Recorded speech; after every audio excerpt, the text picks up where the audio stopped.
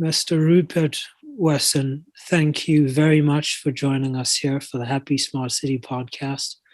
This is going to be pretty much, the crowning of the series here because we're bringing together all these different facets of modern society.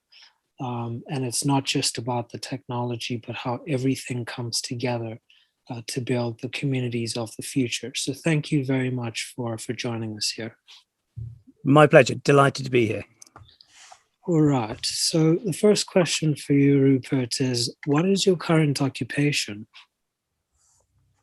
Well, I'm currently doing two things. I'm a director at Debrett's, and I'll tell you a little bit more about that. But I'm also a freelance coach and consultant, and that covers all sorts of different things. But it might be useful for me to start with Debrett's, which is an interesting and unusual organisation. We are a mere 252 years old, and the business really is at heart, it's a publishing business. It started in Piccadilly in London in 1769, and a gentleman called John Debrett essentially created the first peerage. The peerage is a catalogue of the nobility, so anybody who had been granted a title by the monarch over the centuries would hold that title, and John Debrett had the good idea of essentially cataloguing all of them.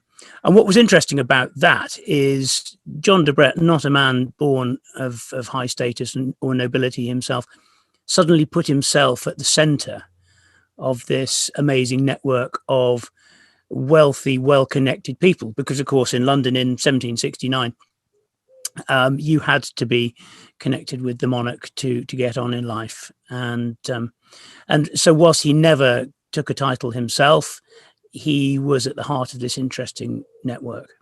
In many ways, some people say it was like the Facebook of its day, or in many ways, I think perhaps more the LinkedIn or the who's who of its day. So that's a little bit about where Debrett came from. Because John Debrett was in this position of knowing all of these wealthy, well-connected, influential people, he was then always being approached. People were coming up to him and saying, well, how do I get into this circle? How do I get involved? And so he and latterly the company that went on in his name became associated with the word etiquette.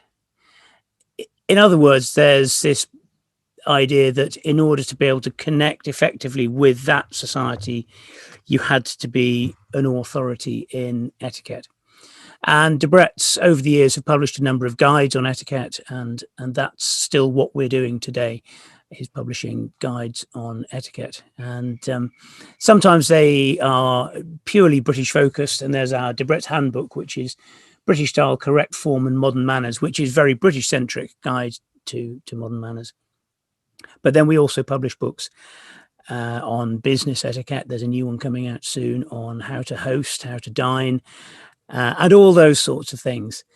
And it's a fascinating business, and we essentially are the global authority on certainly British etiquette, but on etiquette generally. And it's been my pleasure and privilege to have been part of that business and to have been moving that forward over the last 5 years.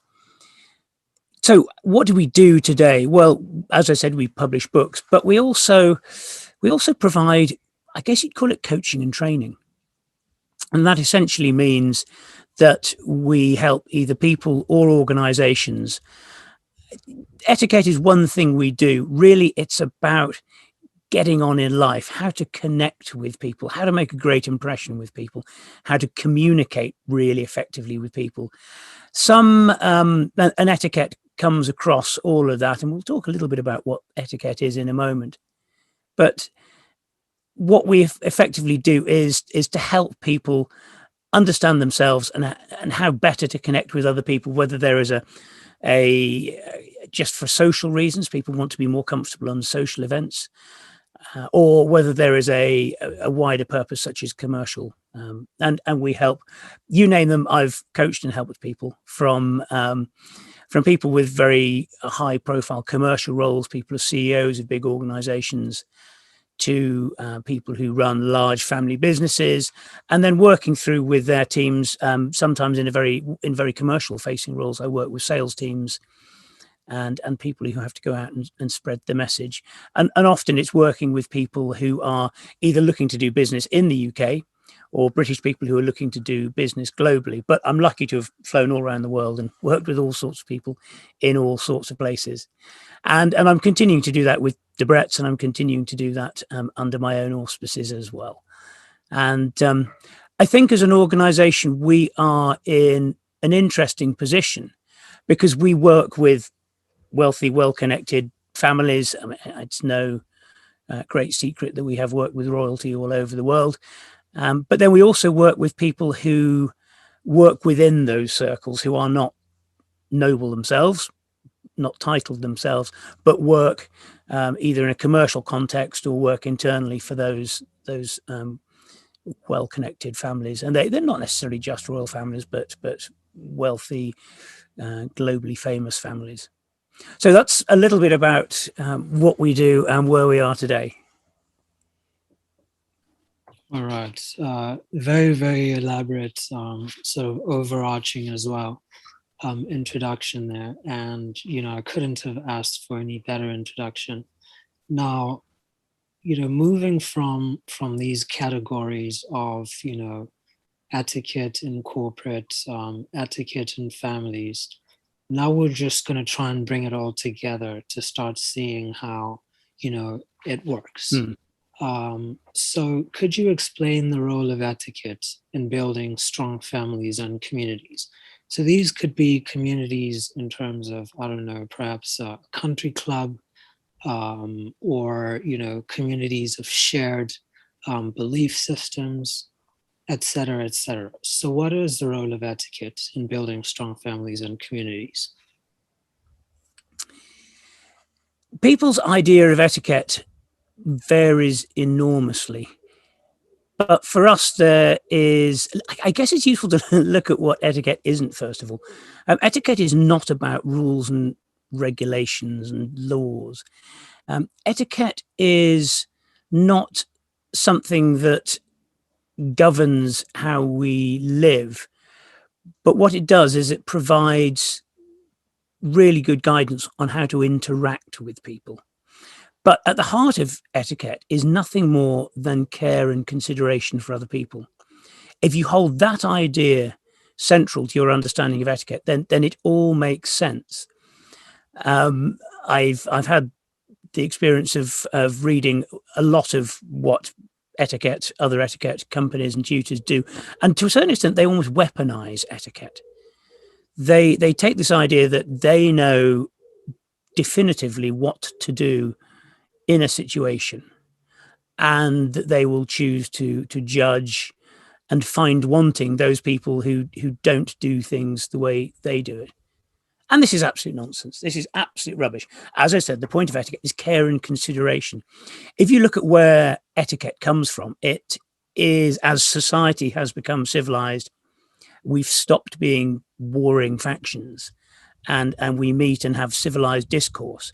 But in those early days, those critical moments where the lead of one warring faction would meet the lead of another, just having a little bit around etiquette and protocol meant that people could meet with a certain degree of trust and mutual understanding, and they could then move their discussions forward.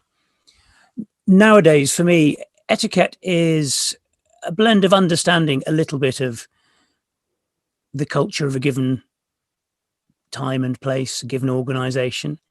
It's also a lot about understanding us as humans. So behavioral science and neuroscience, and I could talk endlessly about where that meets etiquette, is really important too. The other thing is etiquette doesn't stand still. It constantly evolves. Recently, I was coaching a wealthy Russian gentleman who'd previously been tutored in British etiquette by someone who had an excellent understanding of 19th century British etiquette. And he was a highly intelligent man, and he did actually have a very broad outlook on life. But he had it drummed into him that you always stand up when women enter the room. You always hold doors open for women. And after a good dinner, the women will leave the table and the men will smoke cigars at the dining table. Now, that was all relevant, I'm sure, in the 19th century, but the world has moved on. And I'm pretty sure if you looked in the HR manuals, I don't know, of Google or Microsoft, I don't think you'd find any of that stuff there. So for me, the idea of this etiquette and care and consideration, I hold doors open for anybody. It's a great opportunity to connect with people. That moment when you hold the door open for somebody and smile, make eye contact, that's really powerful. So going back to your question about building strong families and communities, the important point is that every culture, every society, every subgroup has their own etiquette. And if you want to get on in life, you need to understand a little bit about the etiquette of the group that you're looking to be part of, even if it's only temporarily, because that will allow you to connect more quickly. And it shows courtesy. And courtesy is respect. And guess what? We respect people who respect us. It's a mutual thing. So I guess my point in all of this is that strong families should be encouraging those people within the family to be looking outwards first and foremost, to looking to see how other people do things, not believing that what they do is absolutely the right thing, the only thing to do, but looking how other families do it. And it's almost Darwinian in the sense that those who are most able to adapt their etiquette to a particular situation are those who are going to thrive, survive and to thrive. So that's a little bit about where I see it fits into families. If you take the British model, there was a sense that every well-to-do British family would teach British etiquette to their children, and then the children would then go and broadcast that around the world. I think the world has moved on. As I said, it's about this adaptability. I think that's the really critical thing. All right. So, I'm actually very privileged here to have this conversation with you because you're rewiring some of my own circuitry here. So what you're saying, Rupert, is, etiquette isn't something that just has to do with, the gentleman's club type of mentality, of how to carry yourself, maybe perhaps amongst royalty or the aristocracy. That exists in its own realm, and that's what you're saying. But the overarching message here for etiquette is you need to be able to understand what it means to be polite, and to be helpful, in order to to get along, like you said, in different communities. Is that correct? That's absolutely it. If you look at international business etiquette, for example, if you're going to go and do business in another country, it's helpful to have a few words of the language, even if it's just the courtesy words, the pleases and the thank yous. But then it's also helpful to understand how that culture sees the world so that you can actually show that you understand it and reflect a little bit of their behavior back to them. And also understand how to be polite in another culture and in another society. I mean, a lovely thing I talk about is a very simple thing around eye contact. And as a British child, you're always told to sit up straight and make eye contact when you shake hands with somebody. That's not bad advice.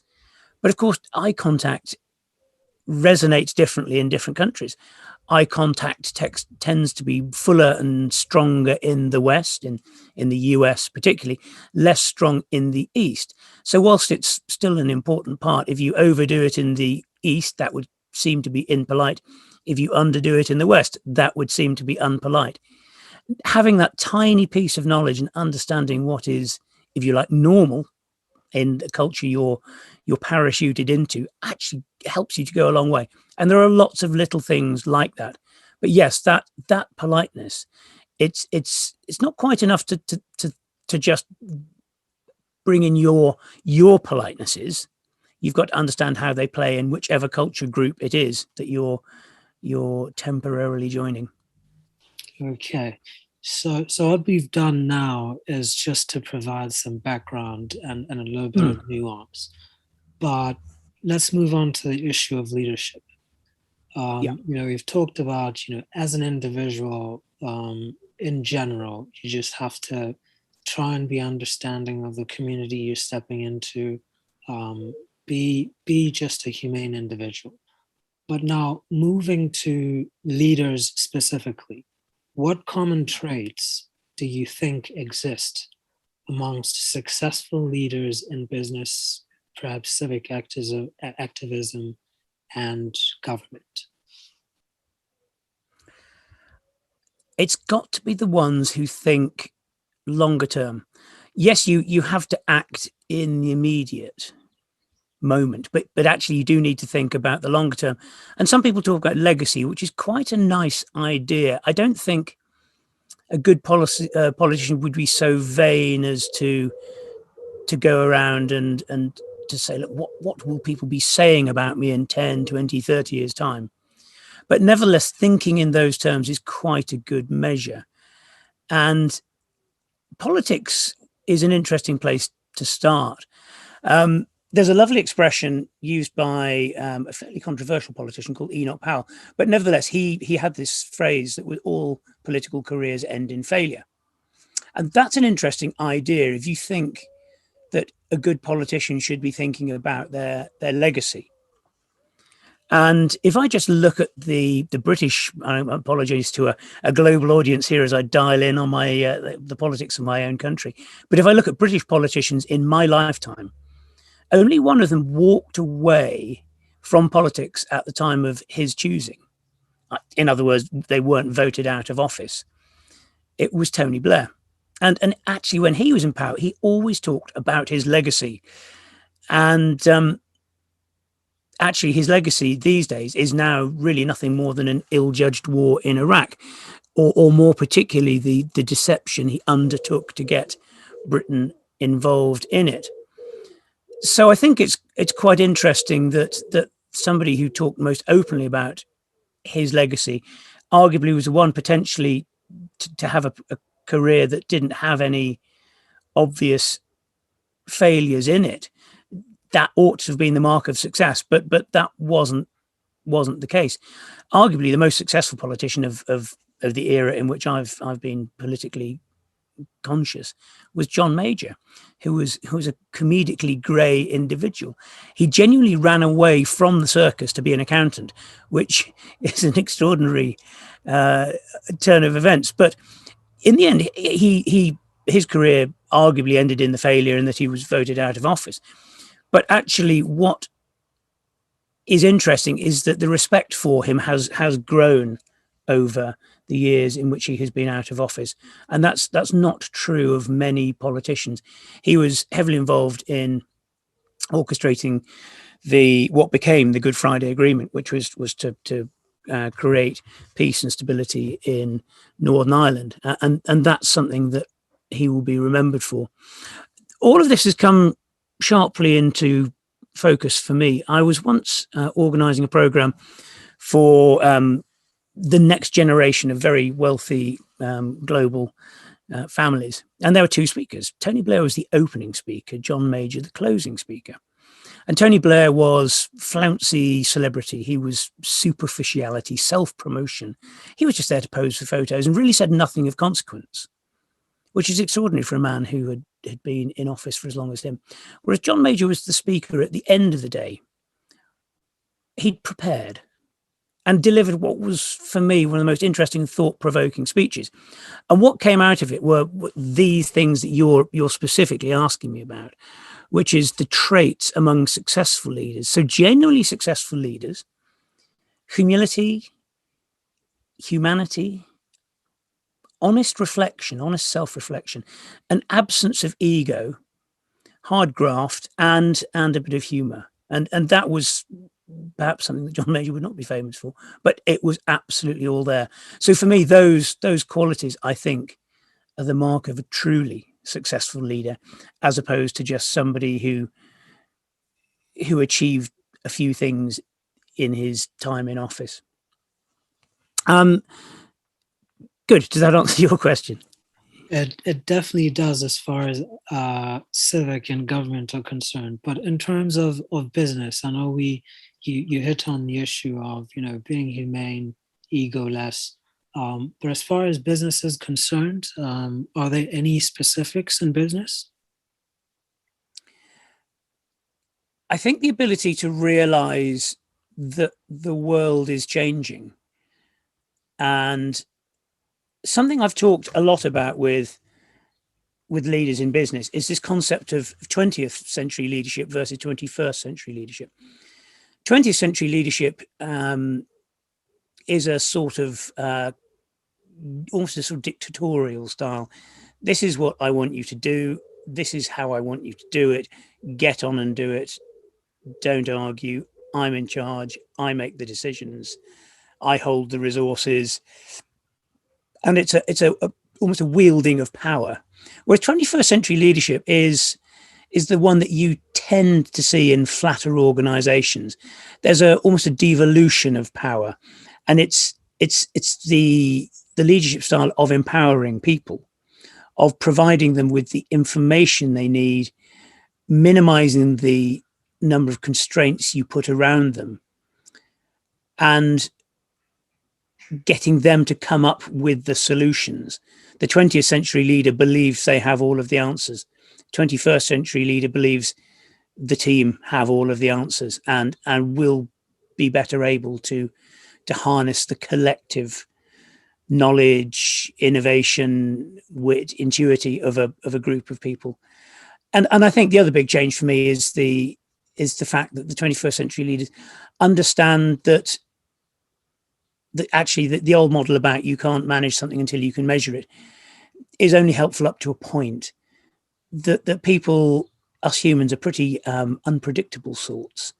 Often we don't know what we're thinking or why we're thinking, or we don't know why we do what we did. We're very good at post-rationalizing it, and that plays well to this old managerial style.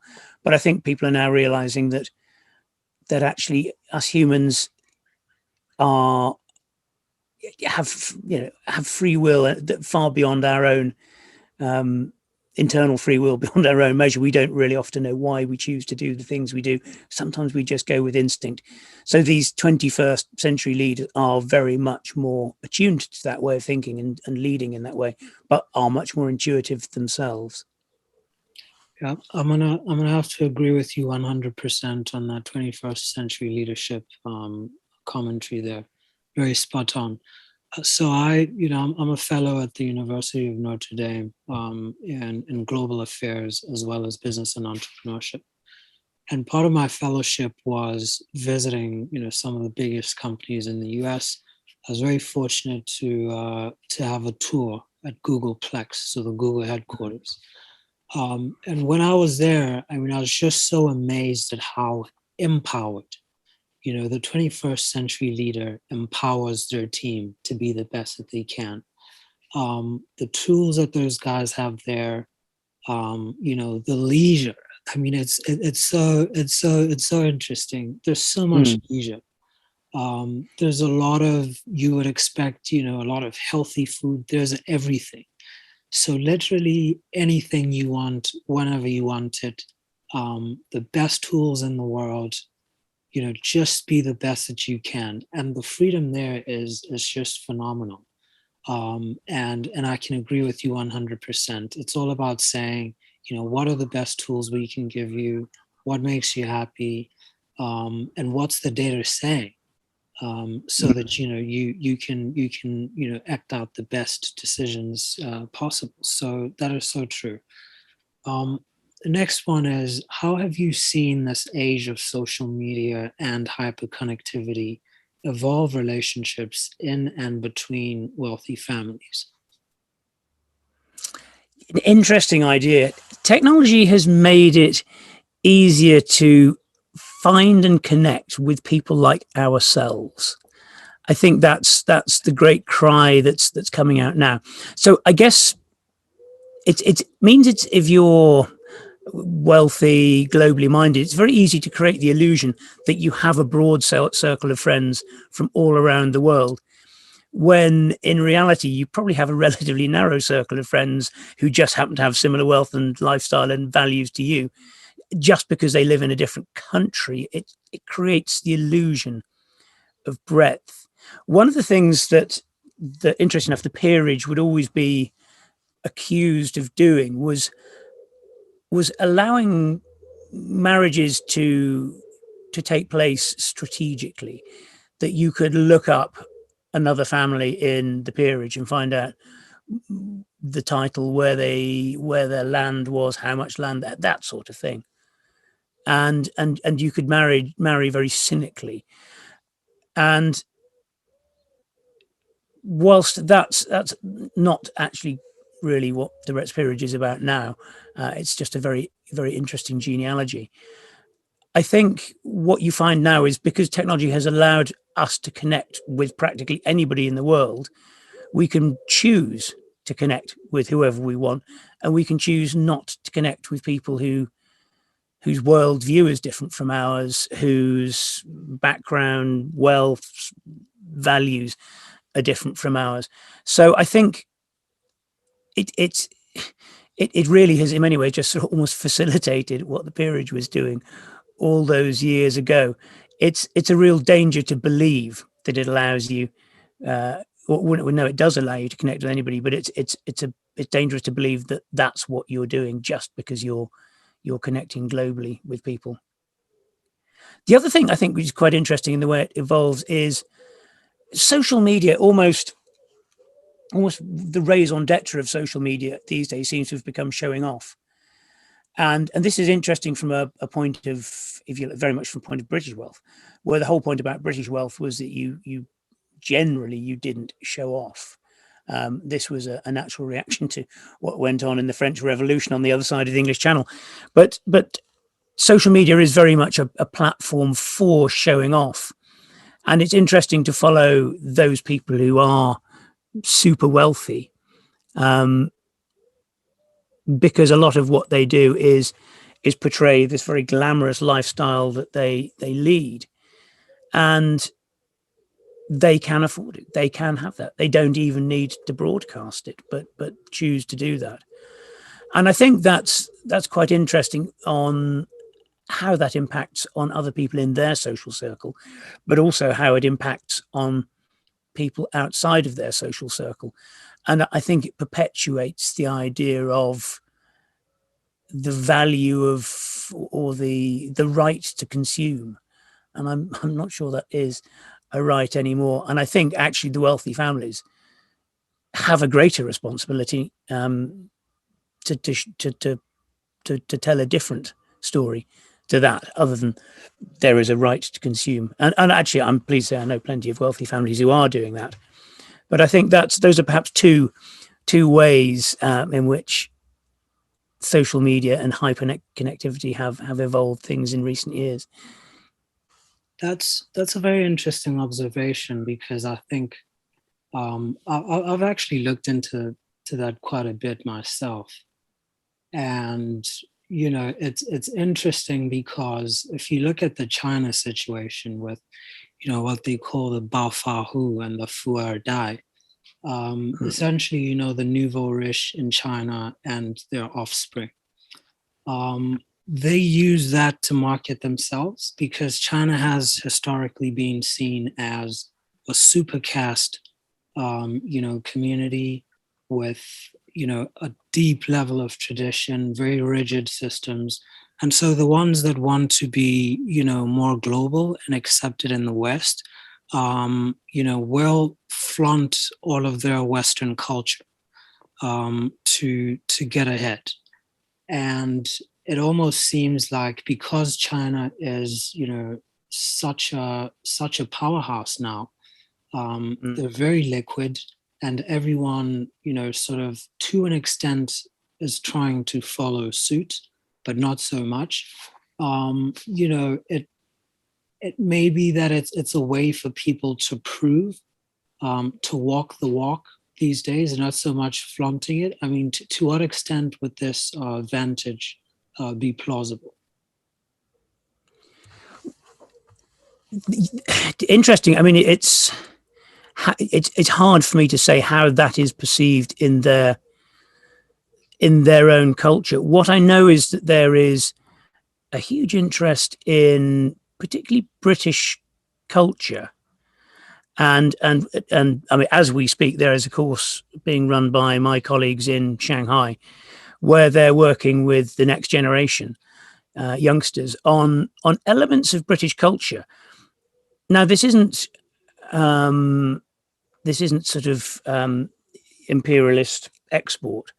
This is what are the values from British culture that will help these Chinese youngsters connect in the world outside of China. And the particular things we're focusing on are the sorts of things that British education has often got absolutely right, which is the idea of looking after those who are less able to look after themselves, be that in, if you like, in a classroom setting or in a global setting, and courtesy and respect for each other is another of the big themes that comes into this. And I mean, I referred to, if you like, the impact of the French Revolution on the behaviour of the British aristocracy. There is a lot that comes out of that, and so this models itself in such things as philanthropy, care for the environment, which are not things that get taught in Chinese schools, or not to any great extent. They are now being taught in British schools, and they are very much becoming the values of the wealthy international families that I work with, and these are things that we're always very happy to talk about.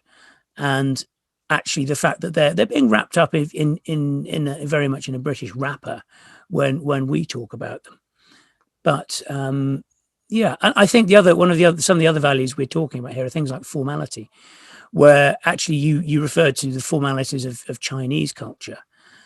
Yes, absolutely, they do have their own. Many people feel that too many of them have been lost, and they look to Britain in particular, where they perceive there to be a high degree of formality in our culture.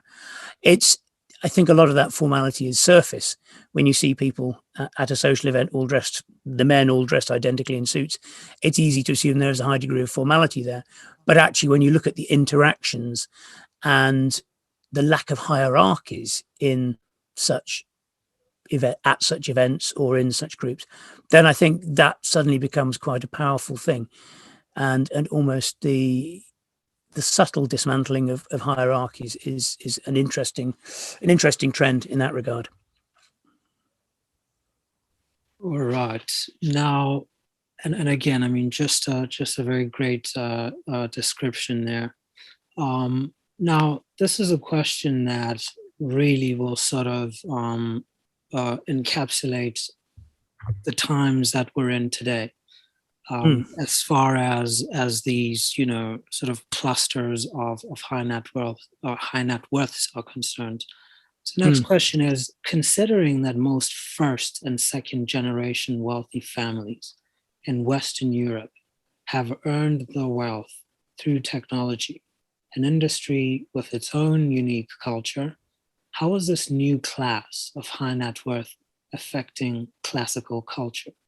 Are there any other intriguing cultural dynamics you'd like to elaborate on? So I'm going to break this up a little bit, you know, for people who may be listening.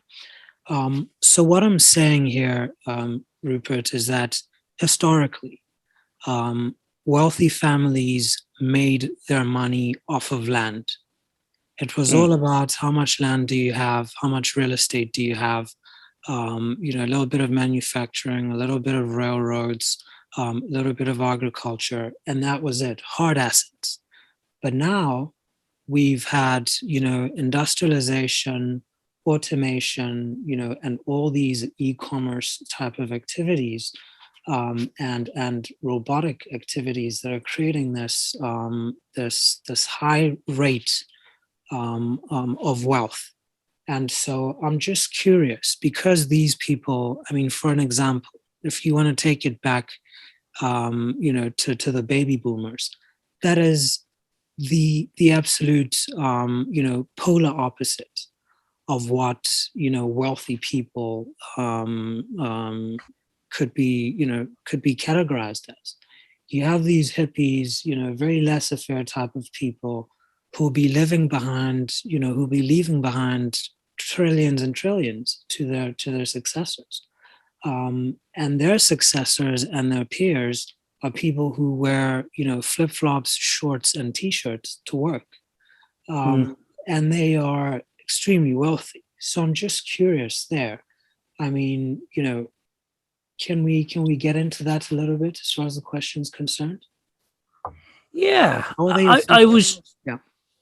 I did ruminate on this a little, and for me, what's interesting is if you look at where the absolute wealth lies, if you look at the rich lists, the absolute wealth still lies in people who've made their money.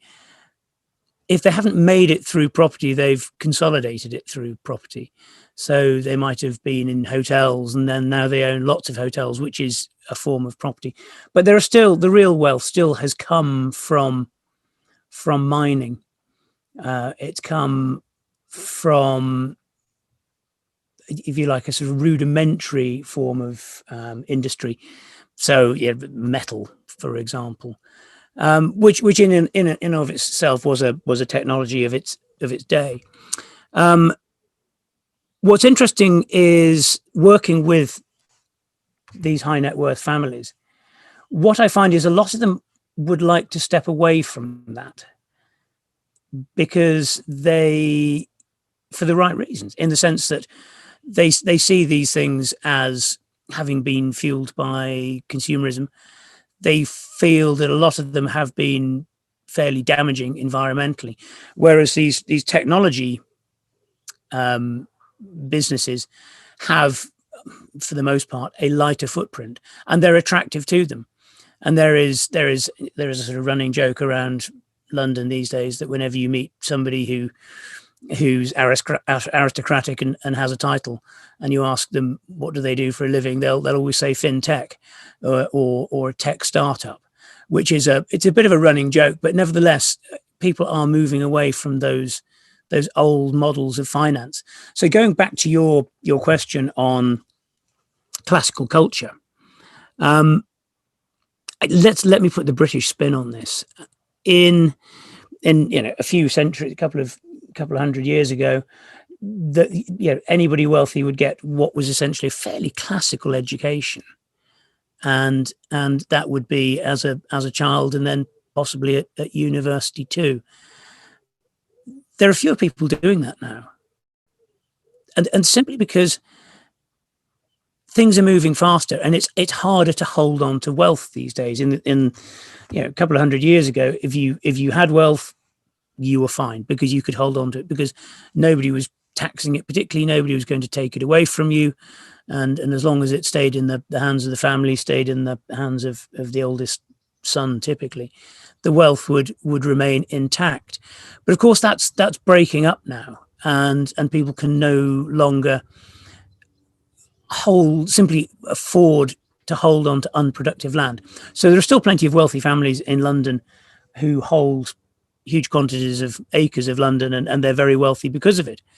But actually, rural land has become less productive, and most, if you like, of the aristocracy who hold land are finding it harder to make that productive. But because when they educate the children, they have not rigorously enforced a classical education upon them.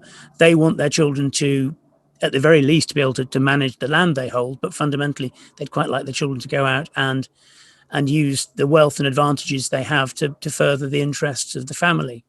So I think even if you look at it from a British point of view, even if you ignore the fact that most of the wealthy people in this country weren't born in this country, but have made their money overseas and then have come to this country and made more money here, ignore that. Ignore, as you say, the money being made in technology of the last couple of generations. Even those who are aristocratic, owning land, the classical education serves them only so well. They might they might end up reading classics, but they'll probably go off and then go and do an MBA at London Business School afterwards. So yeah, the classical education still continues because people still see it has merit, but in a more commercially savvy world, people need to have a raft of other skills as well. Right, right. So I'm gonna get a little bit into that because something just came into my mind here. Um, the truth of the matter is, I mean, as far as I can see, I've seen people make money in movies. I've seen people, actually the wealthiest people in technology in the, Forbes top 10, you'll see their kids moving into, equestrian, or sitting on boards of, orchestras and even museums, et cetera, et cetera. And I guess that's an issue of, managing Texas going forward. Um, you know, I'm just curious there. What can you say about the value of these previously aristocratic activities? Because again, there's also that part of, you know, I'm not sure if it's something that, at the core of wealth, it necessitates people to, to sit on the board of a museum, or something like that. I mean, is there anything you'd like to say about that? Certainly in this country, I think you tend not to get invited to sit on the board of the museum, the board of the gallery, until you have achieved something under your own auspices. Now, actually having a classical education would in some ways be seen to be a good quality for, or a good background for being on the board of a museum. But the long and the short of it is museums, like everything else these days, are they commercial entities. They need to make money, and the sort of people you want on the boards of museums, you probably want five people with an MBA to every one with a classics education. So I think it's one thing to have the classic education because it is a great grounding. It's a wonderful thing.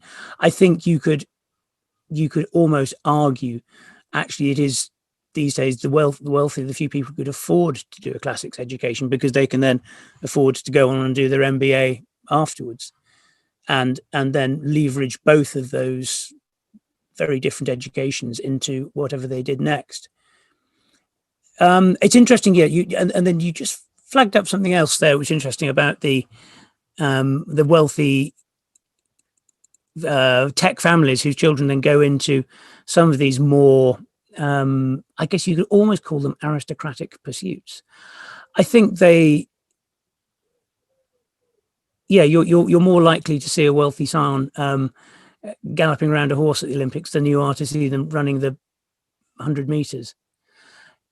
I think it's the circles within which you mix, and if you've been brought up in a fairly humble origin, you've probably never seen a horse. If you've gone to a smart school in which they have a stable full of horses, guess what? It's often it's often to what you're exposed to. Only when you see that do you see the opportunity with it. And there have been, I mean, what was interesting in this Olympic week, the gold medal team in the eventing actually did work hard for their chance to ride. Not all of them had been born with a huge amount of wealth. The bottom line is sometimes a sport will just capture somebody's imagination, but you do need to be exposed to it. And yes, it is expensive. Does that sort of make any sense of the things that bagged up there? 100%. Yeah, because I was just interested as to why that happens. So if your father, or your mother's made over $10 billion in technology, and clearly, the world is all technology and will continue to even go deeper and broader into technology, but then someone would choose to, go back to these classical ways. I was just curious about that, but you mentioned it quite well because I mean, for example, if someone goes is an American and goes to Eton or goes to Institut La Rosée in in Switzerland, they're obviously going to see horses, and they're obviously going to be associated with young aristocrats or even royals who then expose them to these much more classical activities. So that 100%. For what it's worth, as a point of reference, China's most successful event rider in the Olympics went to Eton. So I think that almost sort of makes the point there.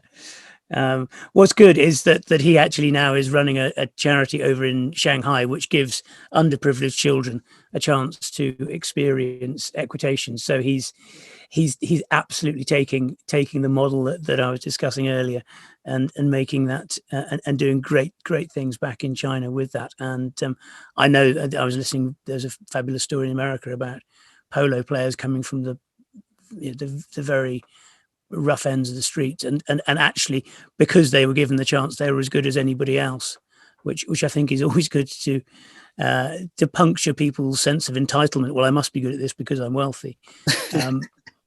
No, you're good at it because you've had the opportunity to do it. Is the sharp rejoinder. So yeah, I think yeah, these things do have a certain sort of appeal to people beyond just the sport themselves. They sort of have this idea of a certain style, but perhaps they see themselves in. But yeah, to get on in life, yeah, you do have to have the wealth, but you need quite a lot of grit too. You need to be able to bounce well if you're riding horses. Okay. So follow up to that would be, how do you see the change of culture affecting succession planning, and how would you reconcile concerns amongst various leaders who feel out of tune with their heirs? And this could be, both. It can exist in the reverse as far as what we were talking about. So some families might say, if the child is getting into equestrian sports, or being involved in museums and stuff like that, the parents might say, get away from that old stuff, it's not going to get you anywhere. But then another family could say, look, stop with that t-shirt thing, you need to get a tuxedo. How should families be thinking of reconciling the cultural divides between the patriarchs and the matriarchs and the heirs to the wealth?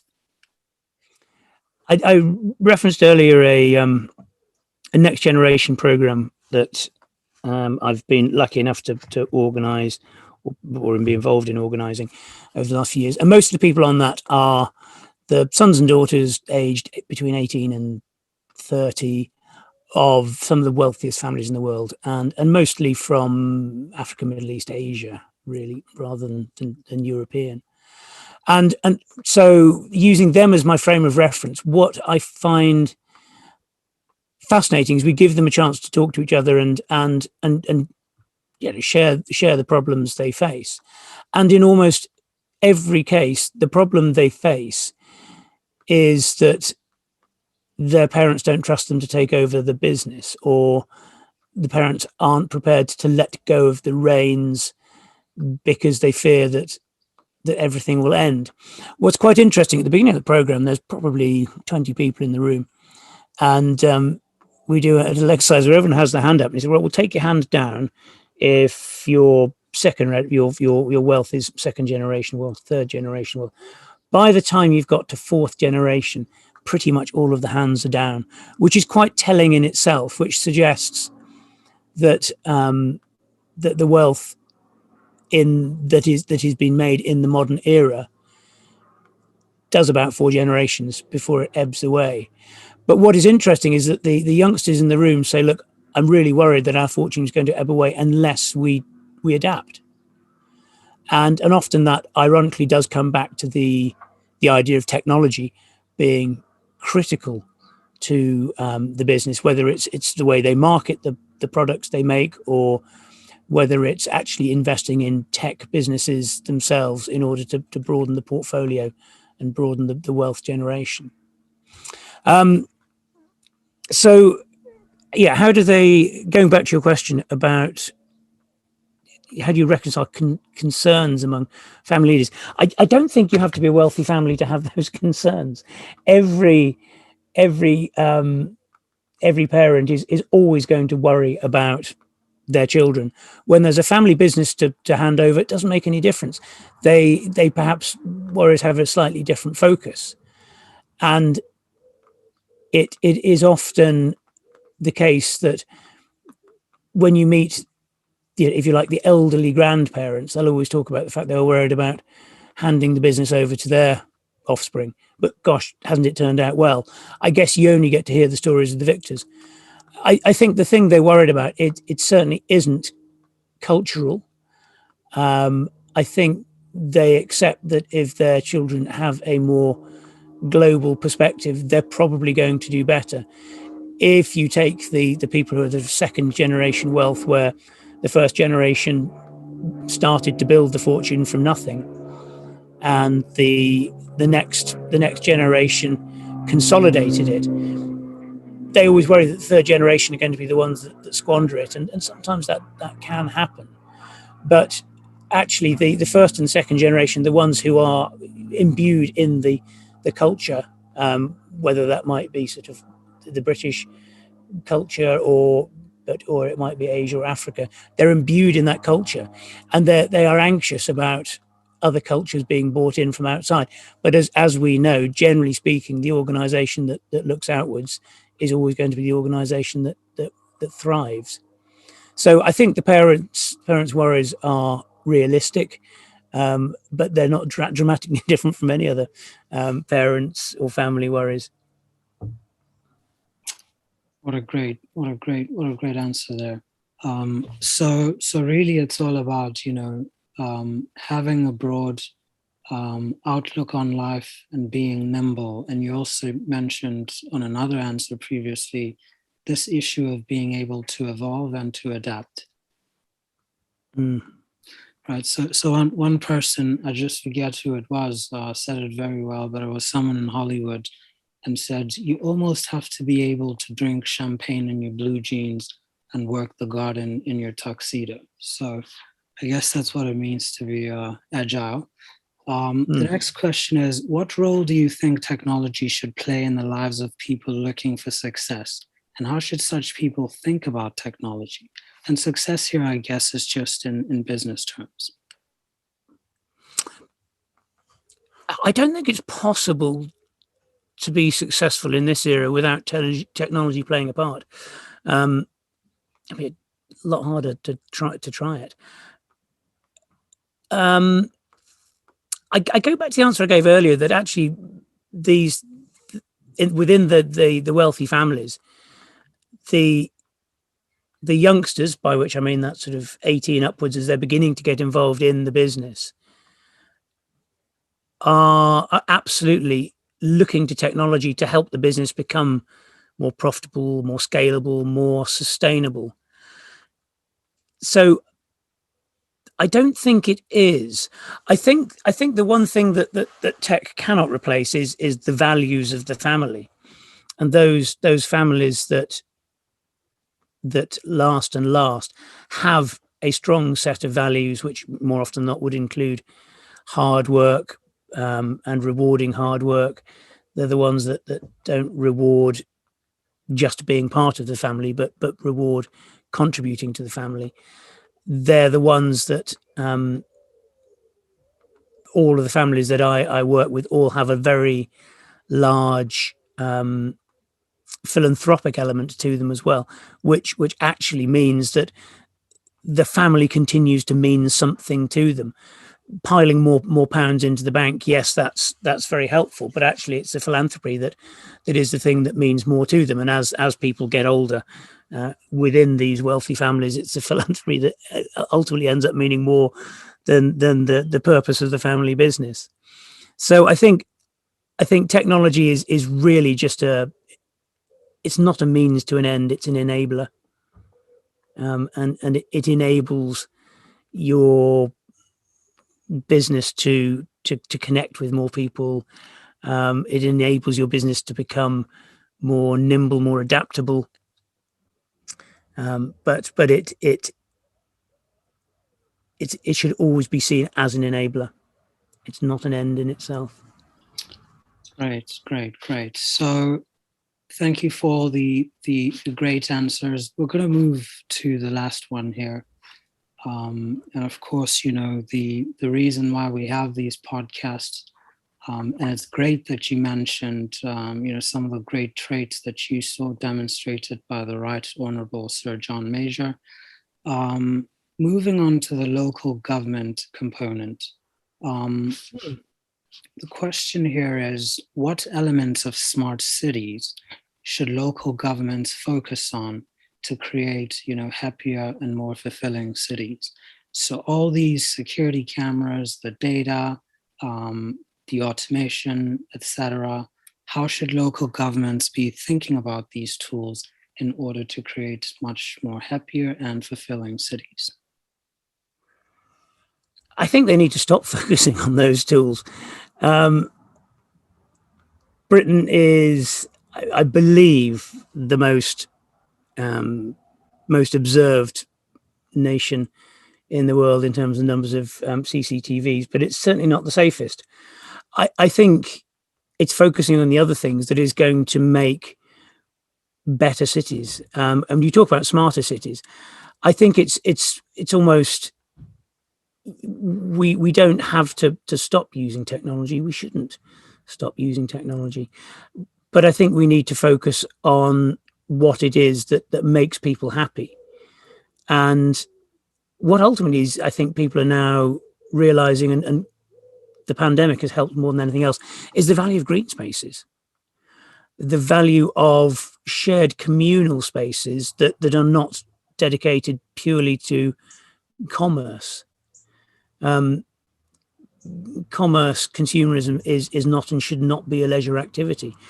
I think creating spaces where people can meet and making those green spaces, allowing people to connect with each other, connect with nature, is really important. As we're particularly during the pandemic, we've connected more often with more technology, and that's not without its value, and we're lucky to have had that in the pandemic. But I think we need to going back to technology in cities just being one part of things.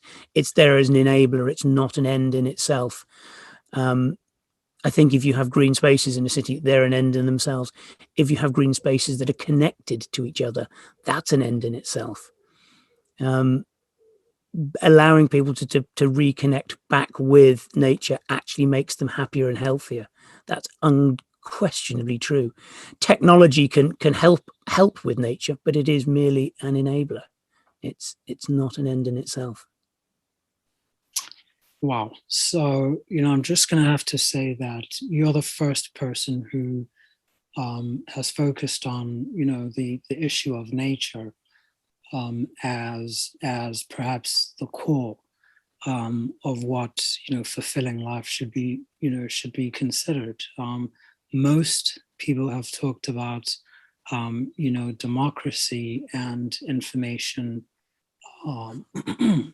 equal access to information, as far as public information is concerned, of course, and so forth. So thank you for this new and revealing dynamic. Mr. Rupert Wesson, thank you so much for joining us here for the Happy Smart City podcast. And as Jeremy Clarkson would say, on that bombshell, it's time to say goodbye. Thank you so much. My pleasure. Ironically, as I sit here, Jeremy's farm is probably about 10 minutes drive as I sit out in the countryside.